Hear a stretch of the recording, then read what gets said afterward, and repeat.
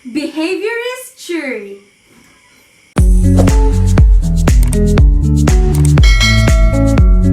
Hey guys, welcome back to my channel. This is me again, Teacher Pauline, and today let's talk about Behaviorist Theory. Behaviorism, also known as behavioral psychology, is a theory of learning based on the idea that all behaviors are acquired through conditioning.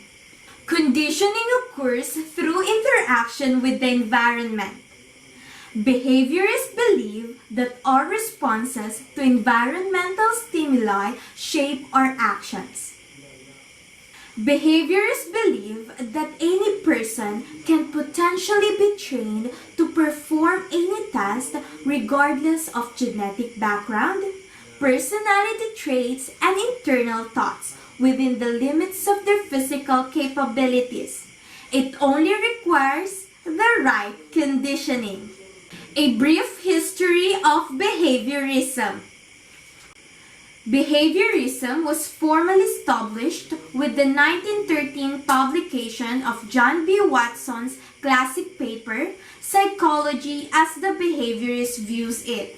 It is best summed up by the following quote from Watson, who is often considered the father of behaviorism.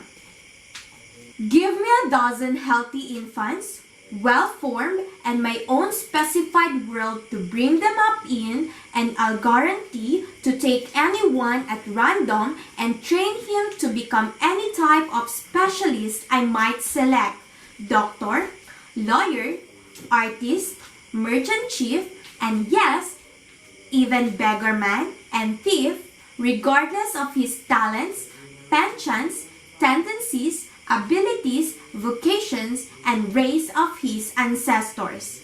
Simply, behaviorists believe that all behaviors are the result of experience. Any person, regardless of his or her background, can be trained to act in a particular manner given the right conditioning.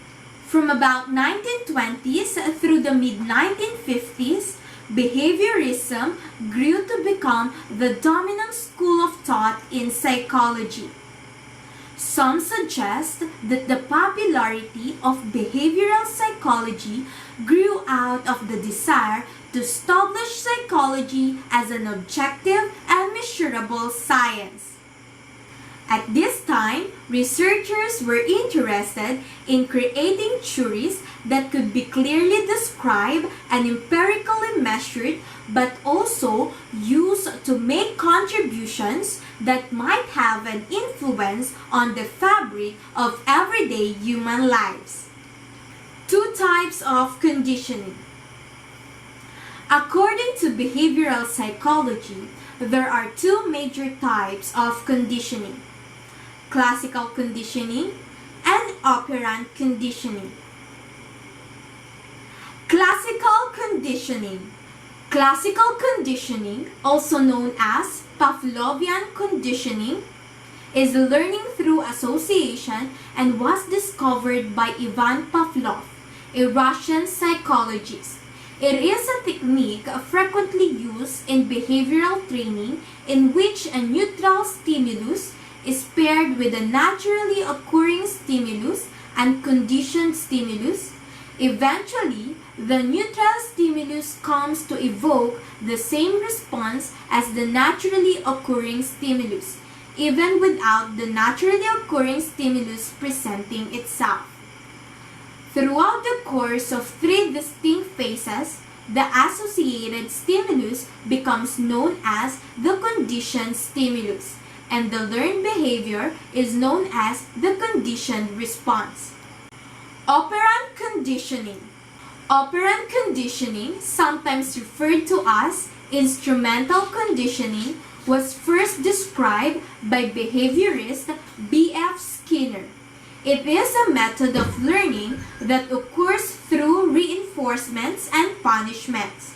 Through operant conditioning, an association is made between a behavior and a consequence for that behavior.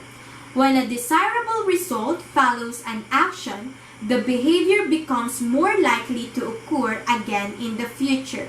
Responses followed by adverse outcomes, on the other hand, become less likely to happen again in the future. Conditioning can be influenced. During the first part of the classical conditioning process, known as acquisition, a response is established and strengthened. Factors such as the prominence of the stimuli and the timing of presentation can play an important role in how quickly an association is formed. When an association disappears, this is known as extinction, causing the behavior to weaken gradually or vanish. Factors such as the strength of the original response can play a role in how quickly extinction occurs.